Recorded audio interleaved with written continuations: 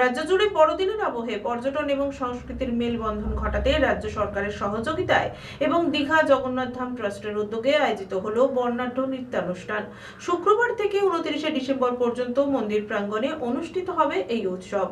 রাজ্য জুড়ে বড়দিনের উৎসবে মেতেছেন রাজ্যবাসী। অন্যান্য প্রান্তের পাশাপাশি সৈকত শহরেও উৎসবের আমেজ। দীঘা জগন্নাথ ধামে নৃত্যানুষ্ঠানের আলাদা মাত্রা যুক্ত হয়েছে দীঘার পর্যটন কেন্দ্রে। সৈকত শহর দীঘায় এবার শীতকালীন পর্যটনে যুক্ত হচ্ছে এক নতুন সাংস্কৃতিক মাত্রা। পর্যটন ও সংস্কৃতির মেলবন্ধন ঘটাতে রাজ্য সরকারের সহযোগিতায় এবং দীঘা জগন্নাথ ধাম ট্রাস্টের উদ্যোগে আয়োজিত হলো এক বর্ণাঢ্য সাংস্কৃতিক নৃত্যানুষ্ঠান। শুক্রবার থেকে 29শে ডিসেম্বর পর্যন্ত মন্দির প্রাঙ্গণে অনুষ্ঠিত হবে এই উৎসব। ইতিমধ্যেই বড়দিন এবং নতুন ইংরেজি বছরকে কেন্দ্র করে আলোকসজ্জায় সেজে উঠেছে গোটা মন্দির চত্বর সহ দীঘা চত্বর। রাতের দীঘায় সেই আলোর দ্যুতি এক মায়াবী পরিবেশ তৈরি করেছে। উৎসবের আবহে জগন্নাথ ধাম ট্রাস্টের সাংস্কৃতিক আয়োজন পর্যটকদের জন্য বাড়তি পাওনা। 4 দিনব্যাপী এই উৎসবে ভারতের ধ্রুপদী এবং লোকনৃত্যের ডালিশ সাজিয়ে দেবেন দেশ বরেণ্য শিল্পীরা।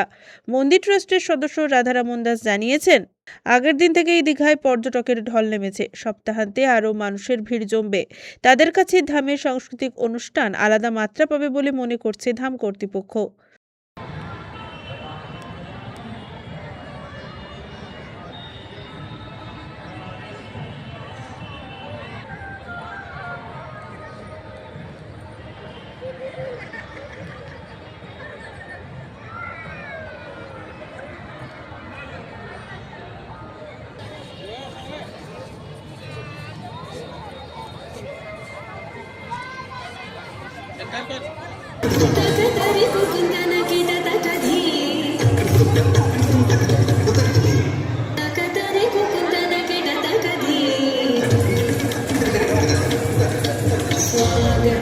कृष्ण शरणागतं कृष्ण स्वागतं कृष्ण शरणागतं कृष्ण मधुरापुरी धरणा मृदुवदना मधुसूदना इह स्वागतं कृष्ण शरणागतं कृष्ण।